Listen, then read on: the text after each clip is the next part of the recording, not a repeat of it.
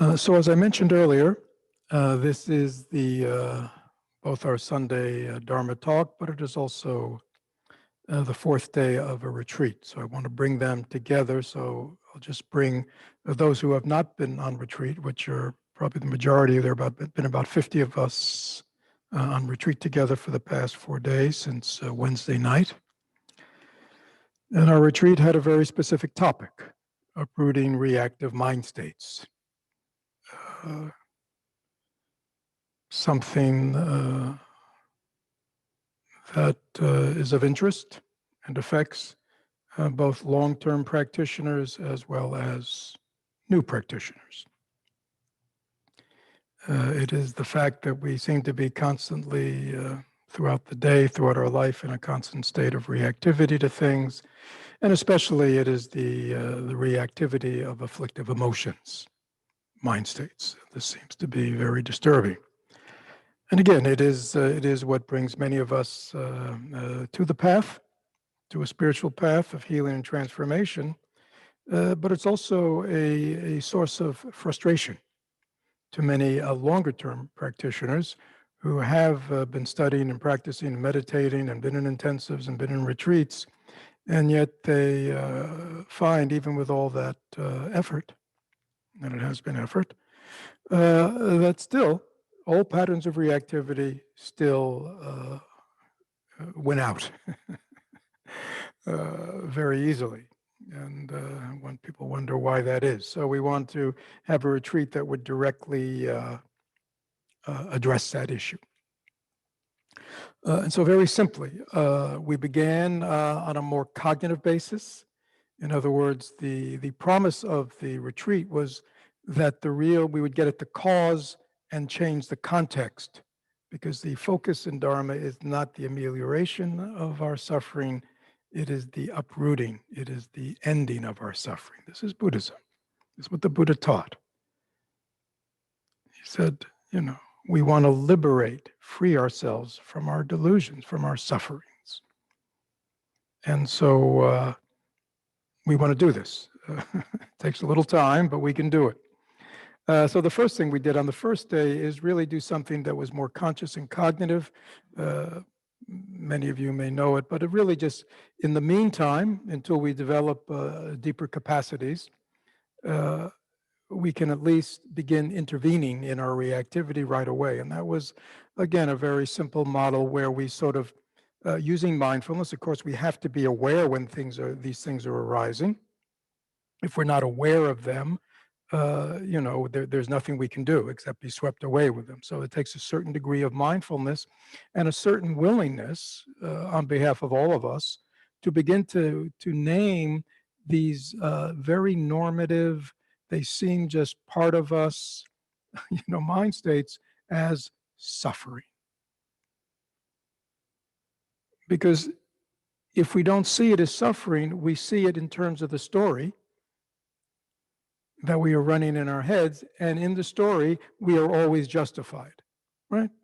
To be angry, to be irritated, to be sad, to be hurt, to be scared or anxious. I mean, the story always justifies the emotion. But it's when we step back and we go, whatever the story, I am suffering in this moment. Suffering meaning I am not in a state of equanimity. I'm not in a state of peace. I'm not in a state of openness. I'm not in a state of loving kindness. That's all gone. I'm in a state of reactivity. So that sort of comes first. That's a big shift. A willingness to name it as suffering and to take responsibility. It has arisen in me, right? As long as we're blaming outside situations or people and justifying, we will never, it'll never end. Because the mind can endlessly justify itself. And those of you who have been somewhat self-aware, we know the great capacity we have to endlessly justify, even the most heinous kind of mind states as being okay, normal, right? So once we are willing to take that leap, then sort of a first line defense is just kind of be mindful that has arisen and begin to tease it out. You know, what, and this is, as early on as we can, early warning system, you know, some sensation, something has arisen in me. What's your early warning sign that the arousal pattern is beginning? That's, okay. What's going on? Two, what's the situation that I believe has caused it? It's just very simple, such and such said something, or something didn't say something, or this happened, or that happened. Very simple, okay? What's going on with me? Then what's the story I begin to tell myself? Then what's the emotion I begin to feel? And how does the emotion begin to reinforce the story? And how does the story begin to reinforce the emotion? And so how do I then therefore move very quickly into a state of reactivity? And then what do? You see? Do I just go into a state of constant obsession or rumination? No. But many of us, we act out.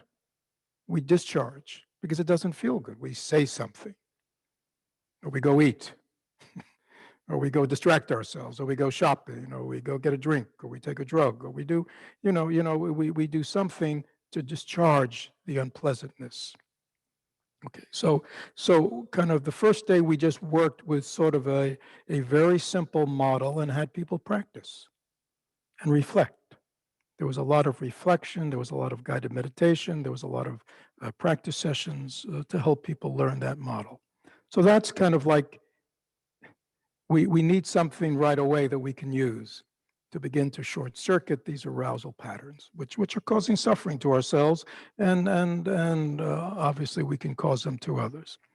But then the second and third day looked at, the Buddha, the Buddha said there is suffering, there is the cause of suffering, and the way to eradicate the suffering is to end the cause. That is the uprooting. That is Dharma. And the uprooting of suffering is nirvana, the absence of suffering. If there's no cause, there can't be an effect. It's kind of simple. So if we can uproot the cause of our suffering, then we won't suffer. Because cause and effect are one, right? So the second day was spent kind of looking at, which for most of the people, there's many of the people on the retreat, we had a good mix of people who were sort of brand new, many people who were familiar with Dharma, and some people who've been at it for quite a bit. So we had a nice mix of practitioners, and this was right view and wrong view.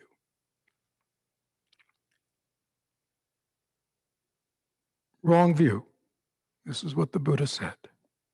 It is because we do not we see things in a totally distorted way. Therefore, we respond in a totally distorted way, which is our reactivity and our affliction. Right? So it is by developing right view, seeing clearly, that much of our afflictive reactivity and emotions will come to an end. So this is very important because most of us are always working situationally. Something, it's sort of like the model I gave. Something happens, we see it, now we've learned to kind of identify it and be mindful and breathe and relax and kind of, turn it around, or is it true? So many of us, we have a nice model, you see, which Dharma gives us. But it doesn't get at the cause. It's like we're always, trimming. Right. We're always cutting the weeds, but we're never pulling them out at the root. And, to me, that's a kind of a frustrating thing, right? I mean, to keep having to come back and trim the roots, trim the weeds. I mean, why not pull them out once and for all and then be done with it? Right? And then we can enjoy. And also we'll have a lot more energy and space, for doing more positive things. So what is this right and wrong view? And it's very simple. Now, again, many of you heard it many times, but what we did in this retreat, we applied it and let people see how it is feeding, it is the context in which their, where their reactivity gets triggered. So what is that? So they're all the things anicca, right? The Buddha said, ordinary people see things as permanent. I see things as impermanent, right? Oftentimes our emotionality is driven because things are not unfolding the way we thought they should. Things are changing. Things are not staying the same. Things are breaking. Things aren't working.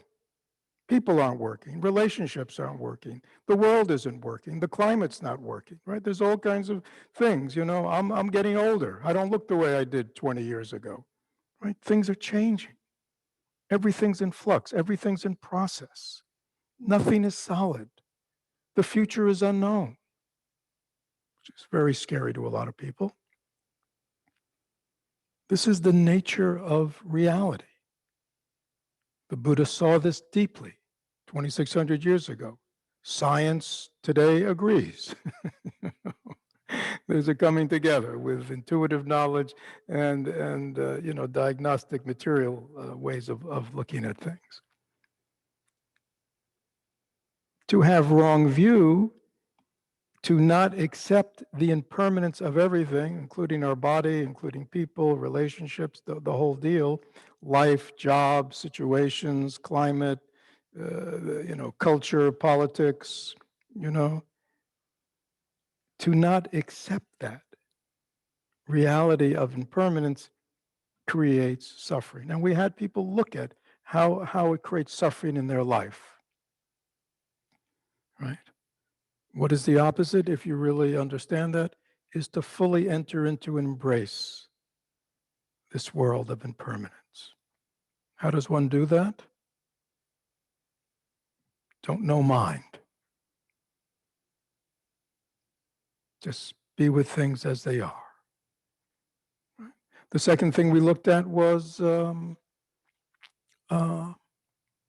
looked at a couple. Let's say the second one we looked at cause and effect. The Buddha said ordinary people, things unfold and they're confused. They don't know why things are happening the way they're happening. Why is this happening? Why is that happening? Why is this person like that? Why is this situation unfolding like that, right? We're confused, or we have lots of distorted views about why things are happening. And the Buddha said, quite simply, things are happening because of causes and condition. This is simply a world of cause and effect. This causes that. Nothing arises by itself. Nothing happens by itself. Everything, every person, every thought is arising because of prior causes and conditions. Causes are the causal agents, and the conditions are the situation in which is arising. They're both create this, right? We not understanding that, we get angry at people. We get angry at ourselves. We get angry at life. We get angry at situations. We get angry at our mother and we get angry at everybody. Why? Because we can't accept that every person, is just a product of their causes and conditions. That's all they are. The world is a product of its causes and conditions. Things are unfolding because of causes and conditions. That's simply the way it is. There's no need for anger. There's no need for fear.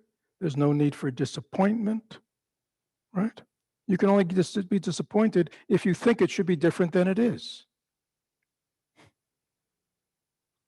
You can only be disappointed in somebody if you think they should be different than they are. You should only be disappointed in yourself because you think you should be different than you are. Or you get angry at yourself because you're not acting the way you think you should be acting. But how can we act other than we are?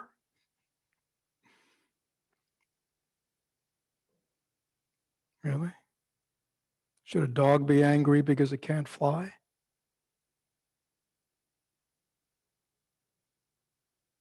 Should a rabbit be angry because it can't bark? What would you say to that poor rabbit? Well, of course you can't bark. You're a rabbit. You know, which is really saying you're created by your causes and conditions. Right? That's what we'd say to that poor dog who was so sad and despairing and angry that it didn't have wings. You'd say, well, of course you don't have wings. You're a dog. You have your own causes and conditions that created you. That's fine. Don't be angry. Don't be frustrated. Don't be sad. But we do this all the time because we don't accept. We don't understand that world is and ourselves are just a product of causes and conditions. So I'm going quickly. So we spent time, again, having people look at, people were working on their reactivity, anger and fear and sadness and jealousy, all their stuff in the context of this. The other thing we worked on, which is, one of the right views, which is, the unsatisfactoriness of worldly life, which simply means it's not that worldly life doesn't have its pleasures, doesn't have its happinesses, but it's all impermanent. It's all transient. Nothing solid, nothing lasts, and yet we're constantly disappointed because we work so hard and it doesn't last. We just have to keep going from one pleasure to another pleasure to another pleasure to another pleasure to another good event, from one goal and objective to another goal and objective. Why is that? Because fundamentally it doesn't work. It can't produce any kind of permanent kind of state of well-being or happiness. And so to understand that is very important, because otherwise we're just putting so much energy into trying to hold on and get and grab, right? That can be freed up to help us find something that really can produce a consistent sense of well-being and ease and happiness within us. And the fourth, and the fourth one that we looked at was, of course, this fundamental wrong view, which is, so again, you got the other three, right? The last one was where the Buddha sees basically unsatisfactoriness. Ordinary beings see a source of pleasure and happiness. Right? It's a wrong view. It leads to disappointment and anger and frustration and sadness and depression and all kinds of terrible stuff. Addictions. Why do people drink? Why do people drug? Because their life's not working. It's not just the losers in life. It's everybody. Even the winners in life fall into addiction. Why is that?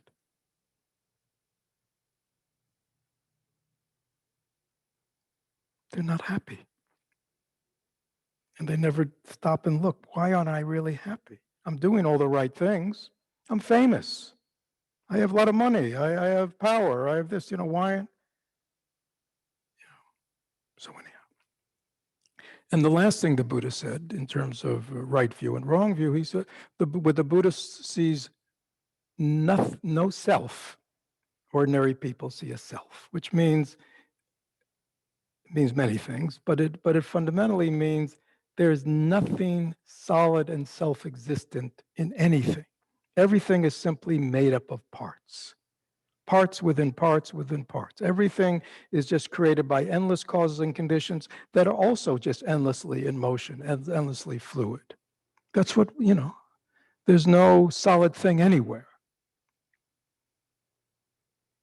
Everything is just made of parts. Everything's impermanent. Everything's just arising and falling according to cause and conditions, which means everything, my body, mind, thoughts, there's nothing solid there at all. And that even if one looks, one cannot find an intrinsic Fred that runs the show. The show is just a process. We're all in process. And we're all interacting in process. We're all affecting each other. And this fundamental delusion that says, I'm me and you're you, and all this is happening to me and you're you, is considered wrong view. So we worked for a whole day with looking at how wrong view is sustaining and nourishing our reactivity. Okay? Then yesterday we spent, and there's actually something else I want to talk about today, but it is sort of a review. And the other thing, which we spent a lot of time on yesterday, was again something for those of you in the community. I've spent a lot of time and taught a course for a month on Yogacara. There are about 100 of us in it. I think I gave a talk in here a couple of weeks ago on Yogacara. But again, looking at the Yogacara teachings in terms of reactivity. And so now we turned to not the view, but we turn to what's really going on inside us, in our own minds, which is really the source of it all. Let's look at that. And how does that nurture and sustain our reactivity? And of course, the big the big story here was what's called the storehouse and the manas. That, and again, this answers the question again for so many people. Why is it that I kind of get it up here? You see, I get it up here. I know the right way to live. I know the wrong way to live. I know the right thing to do, and I know the wrong thing to do. And and I've studied and I've meditated and I practice. And yet, why does all this stuff still keep coming up? Right? Why am I still driven by these waves of emotionality and all that? And again, those Yogacara gives the answer. It says, because all the things that we have done, all our thoughts, all our actions of body, speech, and mind have left this impression in our storehouse. And these these impressions are seeds, and they're just constantly coming up. And they are the biggest part of our mind. And it is and actually Angie did a very nice chart, and to show how on the superficial level we think, A is causing B. This triggering event is causing this emotion to arise in me. No. It's the alaya. I have these seeds of let's say anger or fear or whatever inside me that are always looking for something to justify coming out. That in a certain way, these parts of us, this is not actually how it works, are sort of scanning. It's like they have radar. Right? The mental formation of anger is always on the lookout for things to be angry about. The mental formation of anxiety is always on the lookout. What can I worry about today? What can I worry about the next? The mental formation of, let's say, self-hate is always scanning. What can I hate myself for today? You see? It's that this is what's going on. And so that the source of these afflictive mind states is in our storehouse, right? Now, the other thing that we looked at, of course, is the manas, which is this strong sense of self that is appropriating the storehouse and all our upper level experience and saying it all belongs to me. So this is the other pernicious piece, because most of us cannot look objectively at what's arising from within us and just say, oh, this is just arising within my mind right now. See, very objective, sort of third person, just really seeing this fluidity of mind, things arising and going back down, arising and disappearing. We say, what?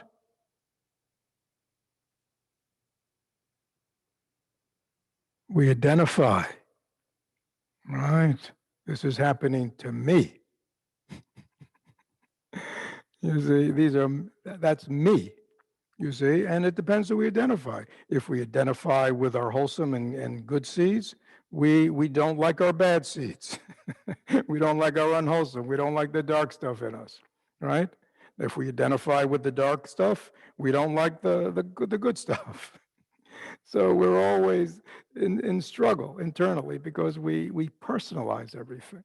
It's all mine. It's me. But it's not mine. It's not me. It's just a process. Things are in the storehouse. Things are arising. Things are going back down. I'm going very quickly. But that's all that's going on. And yet, because we personalize it and we identify with it, it becomes very painful. And of course, this identification, with the self makes it very difficult for us to be loving, caring, compassionate people. Because the manas always keeps us in this fairly narcissistic kind of stance where we are self-absorbed, whether we're self-absorbed in a positive way or self-absorbed in a painful way. Because we think this stuff is mine, you see. This pain belongs to me. This issue belongs to me. This fear belongs to me. This anger belongs to me. This hurt belongs to me, you see? We elevate it to a level of importance and then we milk it for all we get. Rather than just a much more truthful, objective statement was, I have the seeds of these things in me. That's all. Why do I have the seeds in me? Because I know my history. And because I've been cultivating them. That's all. And so they're strong. That's all.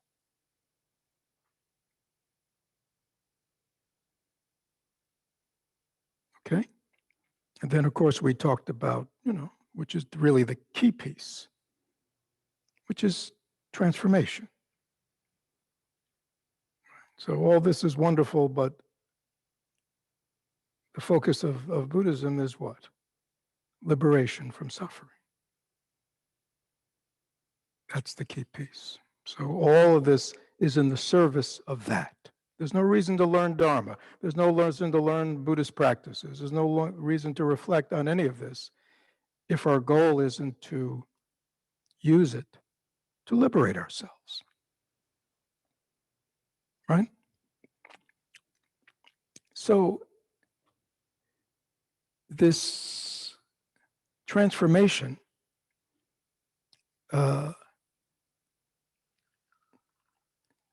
is dependent on whatever is personal to us, is dependent on what are called the 5 spiritual faculties, 5 strengths, 5 powers.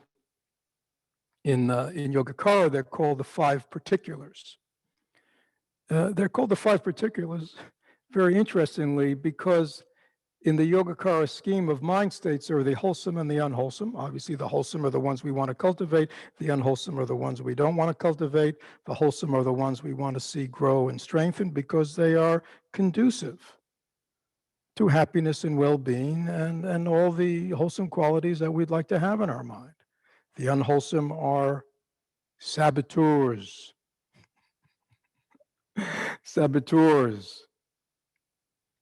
the internal terrorists,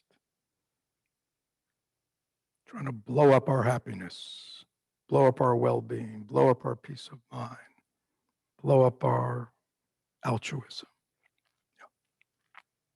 So there are these 5 faculties that we need to rely on. And again, they're called particulars in the Yogacara because they can be used particularly for the wholesome and the unwholesome. They in themselves are just powers. And they can be used in the cultivation of the unwholesome, and they can be used in the cultivation of the wholesome. Right?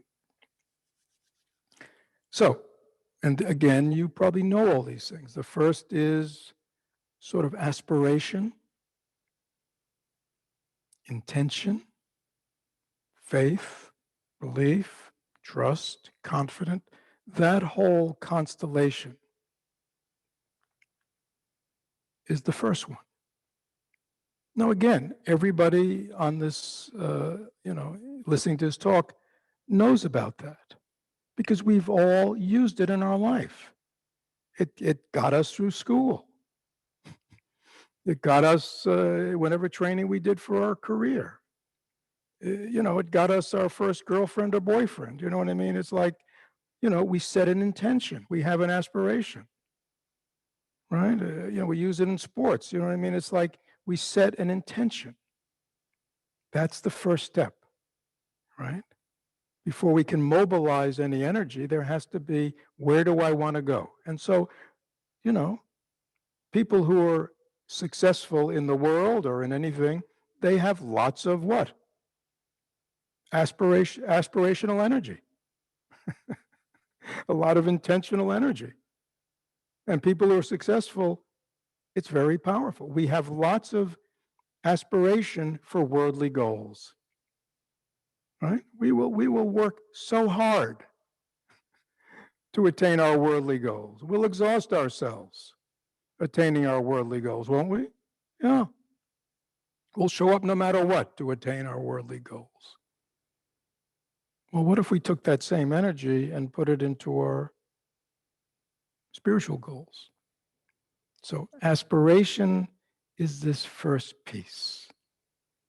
And it is so important for our healing and transformation because aspiration, intention, commitment, belief, faith, trust, that whole constellation is the opposite, is the antidote to doubt. What's more powerful than doubt? Aspiration, faith, trust. How do we get it? Because we get it now I'm talking about the Dharma. I mean, in worldly ways we get it, you see. I'll get more money. I'll get a job. We see that thing we want. I'll get that person. I'll get that vacation I've been wanting, So it's tangible. In Dharma, our spiritual aspiration is less tangible, you see. My aspiration is to be a happy human being. My aspiration is to be an awakened human being. My aspiration is to be free of suffering. So this is a little different, you see. So but it needs that intention. How do we get it? Well, we encounter the Dharma. I mean, I'm just speaking about the Dharma now. We encounter the path, and something about it resonates to us. We don't know why. It just feels right. Right? We don't understand it, but something about it feels like this speaks to me. Lots of spiritual paths out there, lots of other kinds of path, religion. Why did it speaks to me?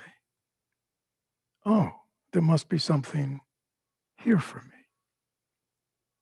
We study the Dharma. We listen to Dharma talks. We reflect on it. We think about it. We apply it. Oh, it's pretty wise, pretty practical. It sort of delivers on what it promises. Oh, very important. We meet people who are further along the path than us. We see how they are. We see how they conduct ourselves. We say, oh, yeah, I'd like to be like that. We have real confirmation in life of that. We read the lives of the men and women who have gone before us. We read their lives. We see how they lived, how they practiced, how they awoke, and how they helped other beings. And so that all feeds our confidence, feeds our aspiration. It develops. The stronger it is, the more powerful it is. What starts out as a faculty becomes a strength, becomes a power, right? Something that's very powerful. It gets us through the hard times. It keeps us on the path. It's stronger than doubt. It's stronger than laziness. It's stronger than all these things that we get into. It's stronger than momentary satisfaction and pleasure. It's stronger than all the distractions we could get into. So this is a strength, a power to be developed. The second one, and you can already see where I'm going because aspiration feeds it, is energy, effort, persistence, right? Just like any worldly goal that we want to achieve, we have to stay at it, don't we?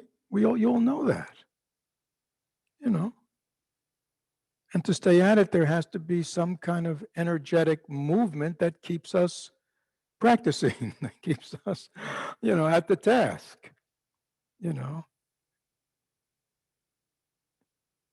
We call it in Buddhism joyful effort. It's effort, but it's not like, like that kind of effort. It's joyful effort because we are so happy that we found a path that leads to the end of suffering. We are so happy that now I right view. I can see clearly now what was confusing to me. Well, of course I used to suffer, right? I didn't see clearly, I was looking for permanence and I just chased after the transient. I was looking for stability and all I did was chase after the unstable, right? I was looking for happiness and I was just, doing things that only made me unhappy. I mean, wow, was I confused, right? I didn't know better. I couldn't see clearly. Now I found a path. I found the Buddha Dharma Sangha. I mean, you know what I mean? So, energy is the second. Again, faculty means we have that faculty within us. As I say, we use it in worldly ways, but now we're cultivating it as a spiritual strength. So it becomes powerful.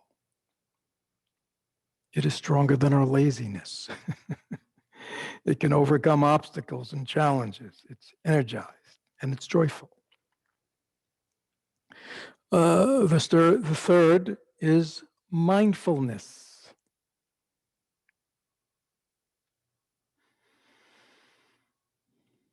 We have to be mindful of what needs to be accepted and what needs to be rejected. We need to be aware of where we are. And to be mindful, is this where I want to be? Without mindfulness, it's very hard to develop ourselves. There has to be a part of us that's sort of the watch person, the gatekeeper. There's somebody who's got to be watching over this process, remembering what we want to do, recollecting our aspiration, remembering what is wholesome, what is not wholesome, mindful of all this, right? So we don't wander into heedlessness, which is this kind of this lack of direction, right? So we have this kind of generalized aspiration, we have this energy, but we need mindfulness to keep us on the path. We can energetically go off into the woods. We can energetically go off, powerfully go off on a byway or a highway that goes somewhere else. So mindfulness, it's just, whether it's mindfulness of the bigger direction of the path, or just, as we know, as practitioners. I mean, we do all this when we sit down to meditate, right? First, we set our intention. What is my intention in sitting, in practicing, right? What's my aspiration? What's my intention? We do this all the time in our community, right? And we always say, am I alert? Am I energized? Do I and energized because I understand how meditation, calming, quieting the mind fits into the bigger picture of where I want to go in life. And then we start practicing, right? We say, all right, now I'm beginning. Well, if we don't have mindfulness, what's to keep us with the meditation object, right? We need to be mindful. What's going to remind us of what I'm here for? That is mindfulness. We need to strengthen that. The fourth is concentration. Concentration is the antidote to distraction, right? We are able now to focus, to be attentive. And again, this is something that very much we use in meditation, but it's also throughout the day, right? I'm concentrated on what I'm doing. I am very concentrated in cultivating the wholesome. I am very concentrated when the unwholesome arrives. I'm very concentrated on it, so I can have some energy in terms of doing something with it other than cultivating it. And again, concentration and mindfulness can be wholesome or unwholesome, right? Think about the last time you got angry at somebody. Think about what was going on in your mind as you ran over the story over and over again. Were you very concentrated on it? Yeah. I mean, we use concentration all the time. It's unfortunately, we seem to do a much better job at concentrating on the unwholesome than we do on the wholesome. But we are concentrating, right? We don't want to get distracted. I want to stay angry at this person as long as I can. Just keep going over and over again. I want to stay concentrated on this hurt, on this disappointment. I'm just going to keep repeating it just so I can build up some good afflictive energy here. I mean, for those of you in the Zoom world, people are laughing in the hall because when you step back, you go, wow, that's ridiculous. And that's what I do. Why? Because we're not mindful. Because we forgot our aspiration. See, our aspiration is weak. Because when aspiration meets something that is not part of the aspiration, which wins out, you see?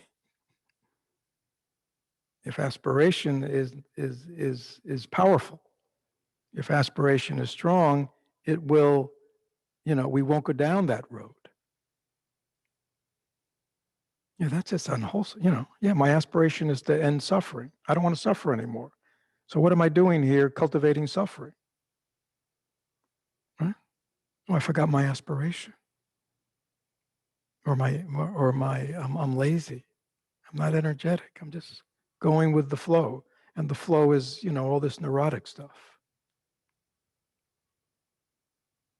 Right? So we need mindfulness and we need concentration, very powerful energies, especially when we use them in the cultivation of the wholesome.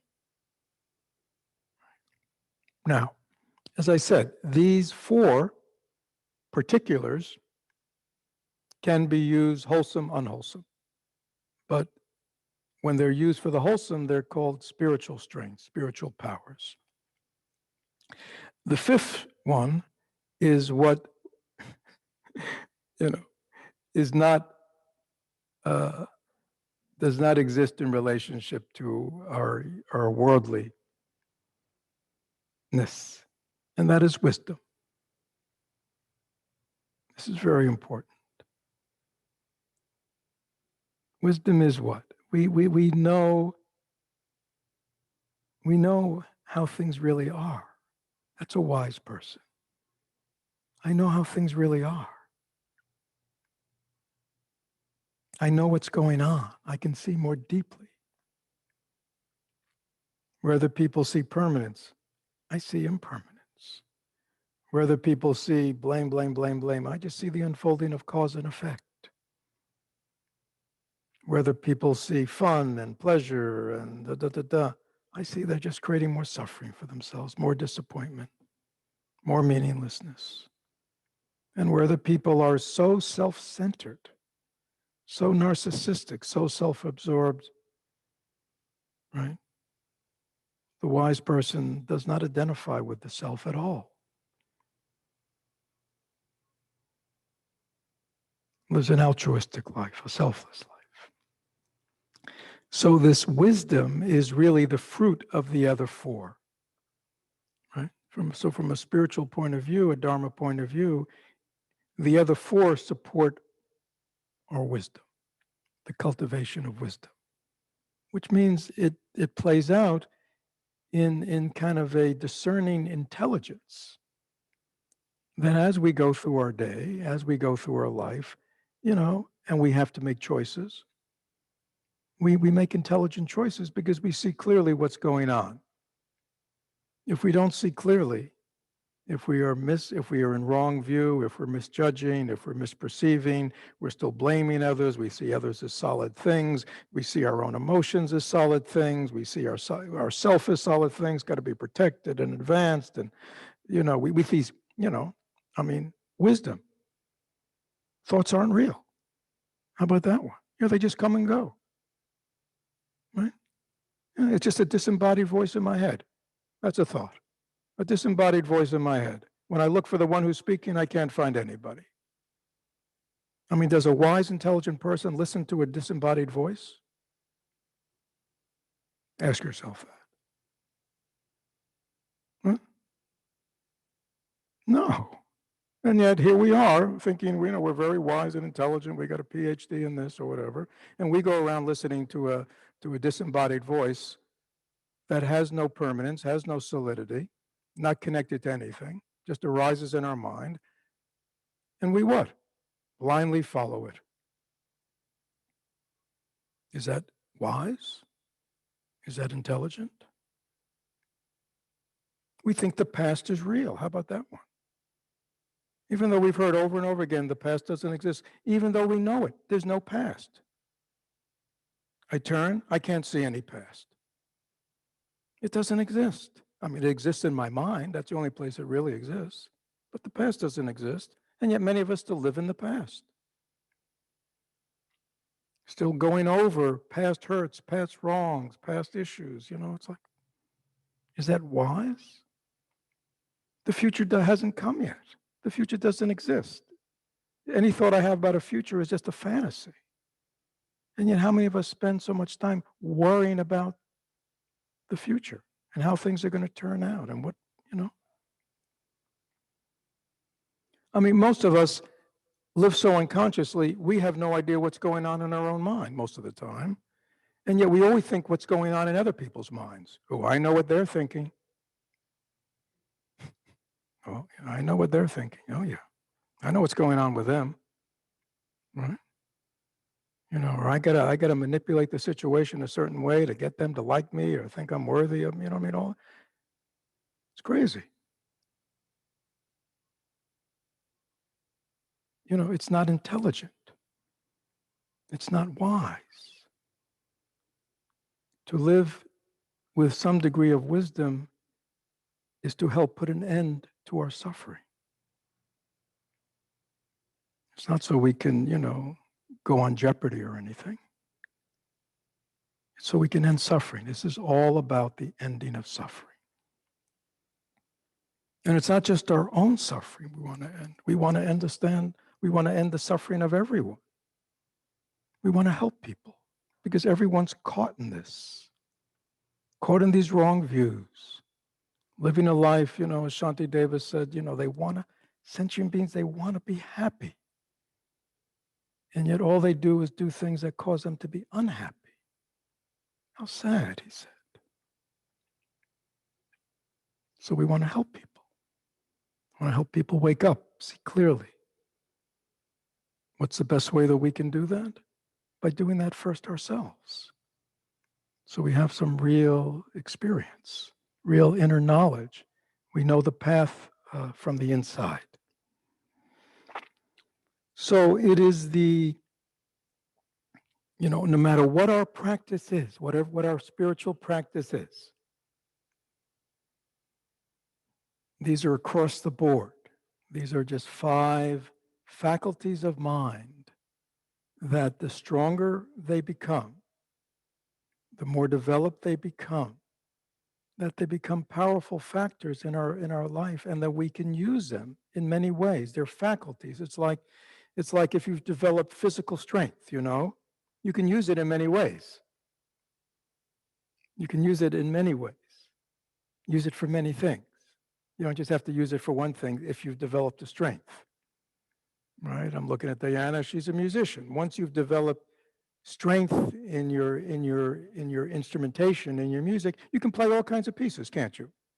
You can be in classical, but somebody gives you a jazz piece, you could, oh yeah, because you have that strength, you see, you have that power based on experience, you see. And that's what we want. It's these strengths then we can use in all kinds of situations.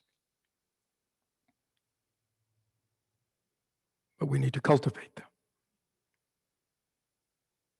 So let me stop now and take questions, both from people who are on retreat or people. Again, forgive me for those who are on retreat. I tried also to do sort of a summary, since this is our final talk, sort of a summary, so we can, we can't hear it too many times. Because again, the nature of this upper level of our mind is it flickers, it keeps changing. So we have to keep repeating and repeating. But also, I tried to also, for those who weren't able to be on retreat, to get a little sense of what we were up to these 4 days. So I'm open to questions. Please chat them in. Angie's at the computer. At the bottom of your screen, there's a chat function. Any questions?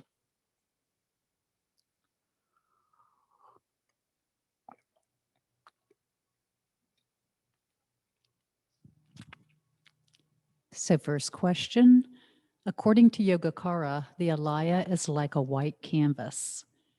How some of these strong in terms of intensity in the mind, negative or positive reactions, or how are some of these strong negative or positive reactions more prominent in the alaya than others? Are they also related to a strong sense of self? Are they also stored in the body? Does that also apply to phobias?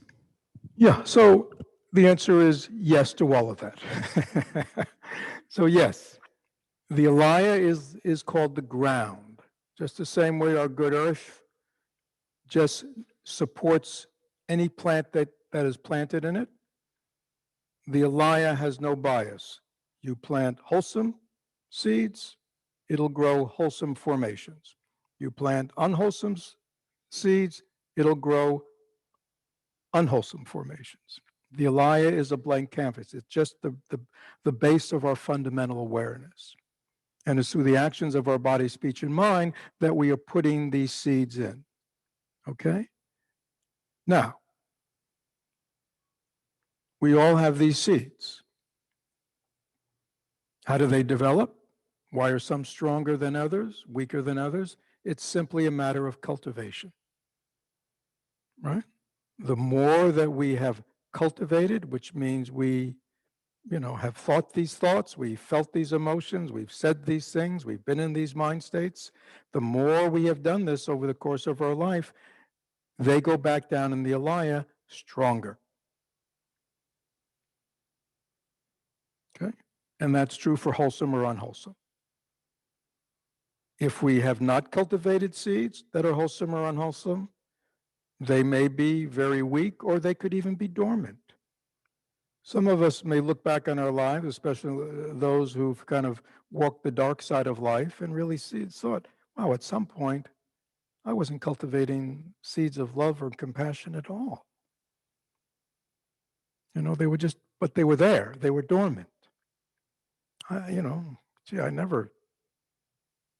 never nurtured seeds of patience, understanding, or just very little. I mostly nurtured seeds of misunderstanding. Yeah, I mean, I didn't really spend a lot of life thinking very positively about things. I've mostly been nurturing negative thoughts about people and situations or myself. Yeah. So again, see, it's not personal. Now, manas, because it's the sense of self that appropriates everything for itself, it says it makes that all about me, but it's really not about me. But the me is what often then it's the me-ness, the I-ness of these things that are actually feeding a lot of course, these unwholesome seeds, because manas is self-centered. So manas, self, gets angry when its needs aren't met, when it gets frustrated, when things don't turn out its way. It gets angry. When it looks at the future and goes, things may not turn out my way. What if they turn out this way? What if they turn out that way to me? Manas gets, it it brings up fear, you see, or, it loses what it wants, or, and it gets sad. So yes, self is very much the mechanism that intensifies wholesome and unwholesome seeds. But again, we often, because of our karmic load, our manas can be a total egomaniac, totally self-centered, self-driven, narcissistic, or less so. It might be mixed. Now, what would we like? We would like the self to be, now it's a self of partiality. It's only partial to itself. It's aware of other people, but it's really aware of other people and how they meet my needs or whatever. But through practice and transformation, we want to transform this self-centered self into an other self, into an other-centered self. As it said in Dharma, we want to transfer this into the self of equality. It is a self that sees itself equal to all other beings, not special, equal to. So again, it's not like we got to get rid of it. We acknowledge the sense of self is here. We want to transform it to a wholesome self that truly has no self-existence, but that's everything is that way. Yes. Oh, you want me to speak to phobias? Oh, yeah. I mean, phobia is based on what? Phobia is an irrational fear. I mean, listen to what I just said. Phobia is defined as an irrational fear, which means it has no rational ground, and yet we have it. And yet what? So obviously, to have an irrational fear is not to live in, is it true? Is it true? What? What are people's phobias? I mean, I used to work a lot with people with phobias. People are afraid to go over bridges, right? If you live in the Tampa Bay area, it's not easy. People are afraid of enclosed spaces. People are afraid of elevators. People are afraid of flying. I mean, people have all kinds of phobias. People have germ phobias. I mean, it's all, they're irrational fears because they see danger where they see great danger where there is only slight danger. But again, what does Dharma teach us? Things are impermanent. Yeah. I mean, we can slip in the shower. I mean, there it is. Well, maybe I'll stop showering. That's a phobia. I got the answer. I'll stop showering. Gee, I read somewhere that somebody, was brushing their teeth and they swallowed their toothbrush. I better start brushing my teeth. Irrational fears. Yes. Do bridges collapse? There are on record bridges do collapse. But is it, statistically a significant amount of bridges that are collapsing? No. So it's an irrational fear. Is it true? But again, I think my experience with most people who are phobic, or most people, not accepting impermanence and instability and unknowing is what terrifies them. It is a deeply ingrained self-identification that says, I will only enter the world if it is predictable and stable. But it's not. That's wrong view. I mean, look at COVID. Here we were, blithely going along, concerned about climate change. Right? Remember the good old days? We were concerned about climate change. Right? Is Florida going to be underwater in the next 20 years? You know what I mean? It's right. And can you believe it? All of a sudden, out of nowhere, and many people, it freaked them out, very devastating. Because why? Because it shouldn't be that way. They don't understand everything's impermanent. Things arise according to causes and conditions. When you have right view, you don't panic, you don't get scared, you don't get angry, you don't get disappointed. You go, yeah. People get angry, but the people should have known. And this is an unenlightened world. This world's a mess. We expect perfection from imperfect beings.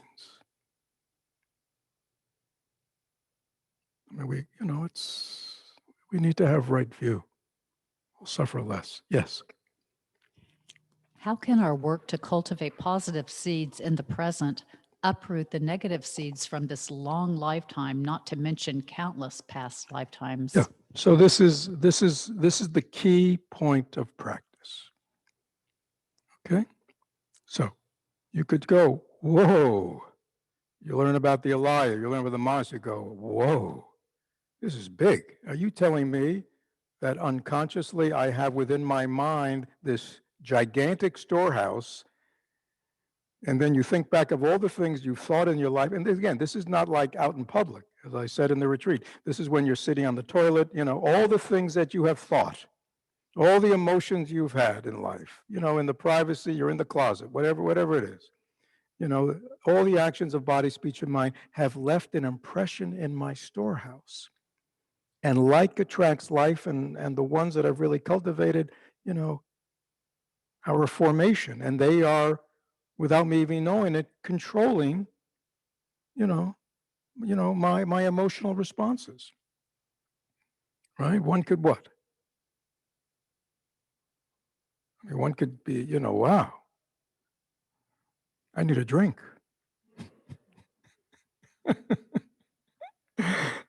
Wrong answer. Yeah. So this at least lets us know now, this is the point of practice. This is the point of mindfulness, the point of everything we're doing. Past is gone as a reality, but in our storehouse consciousness, the impressions of past live as seeds. Okay?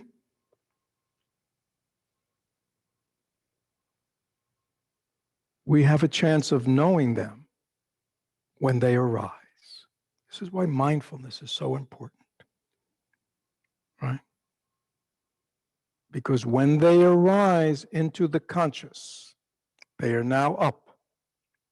Whatever your wholesome and unwholesome seeds are, whenever they arise, they are up, and if we are mindful, we can know them. We know the wholesome, cultivate, stay around. Unwholesome, don't cultivate, don't stay around. Okay? So it is in that mindful encounter with our seeds in the present moment and what we do that transforms over time our storehouse. If we stop cultivating the negative when it arises, it will not get stronger. It will get weaker. On the other hand, if when the negative arises, we immediately do something that is wholesome, right? So we're angry at somebody because they didn't do this and this and this. And all of a sudden we think, maybe it's because they're suffering. Or maybe it's because they're just a product of their causes and conditions and they don't know better. You see, we have understanding. Maybe I need to be patient, you see. So something arises as an unwholesome seed, we don't cultivate it. Instead, we immediately cultivate seeds that are wholesome, that also will soften, perfume the unwholesome. So the more diligent, remember, aspiration, energy, mindful concentration, the more we are, moment to moment, will speed the transformation of our storehouse. So that's the process of practice. Okay? I mean, and it works. You know, ordinary beings become Buddhas. Yes, we time for one more quick one. Well, just a quick comment from someone who's reading a book about a Buddhist nun teaching meditation and mindfulness to her granddaughter so she can develop her superpower. And she said your talks really resonated with that. Question, you're using the word practice and practitioner a lot. There's a question, what does the word practitioner mean? What are we practicing? Who is a practitioner? Yeah, so somebody who practices the piano is a practitioner, but they're a piano practitioner, right? Somebody who practices the Dharma is a Dharma practitioner. There's someone who practices the Dharma. What are they practicing? They're practicing the Eightfold Path. They're practicing the 6 paramitas. They're practicing meditation and mindfulness and concentration and insight. They're practicing the cultivation of wholesome seeds and the non-cultivation of unwholesome seeds. They're practicing altruism as opposed to selfishness. I mean, that's a practitioner. They're practicing the Buddha's way. It's a very, the Buddha's way, the Dharma, is a very, it's very clear. It's a very clear path. The practices are very clear. Now, within the Buddhist tradition, there are various lineages, and they take different pieces of it, put different emphases on it. But all good Dharma is good Dharma. So someone who practices the Buddha Dharma is a practitioner of the Buddha Dharma, which is actually the definition of a Buddhist, by the way. Right? The Buddha didn't found a religion, he founded a way of practice, a way of living. Another way to say is, our practice is our life. It's in our life we practice. So this brings to an end our morning meditation on Sunday. This also brings an end to our 4-day retreat. A deep bow to everyone who was on the retreat. Please take it with you. Deep bow to everyone else who's on the talk this morning. Hope that it is of benefit to you. Thank you, everyone.